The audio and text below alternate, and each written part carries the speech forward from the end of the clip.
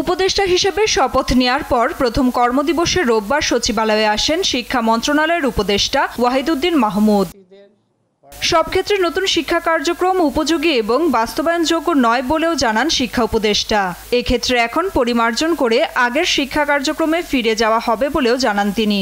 আগেরটাতে ফিরে যাব, কিন্তু ধাপে ধাপে।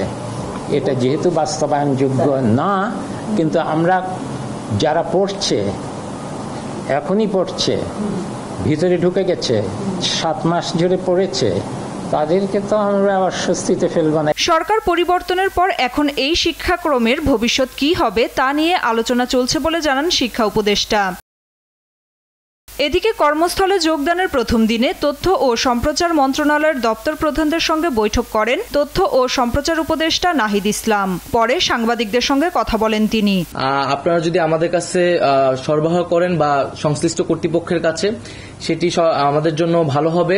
এছাড়া সাইবার নিরাপত্তা নিয়ে করা এক প্রশ্নের জবাবে তথ্য উপদেষ্টা বলেন, এই আইন পুনর্বিবেচনা করা হবে। সাগররুনি হত্যা মামলার বিচার দ্রুত সময়ের মধ্যে করা হবে বলেও জানান তথ্য উপদেষ্টা। নাফিয়া ফারজানা, দেশ টিভি, ঢাকা।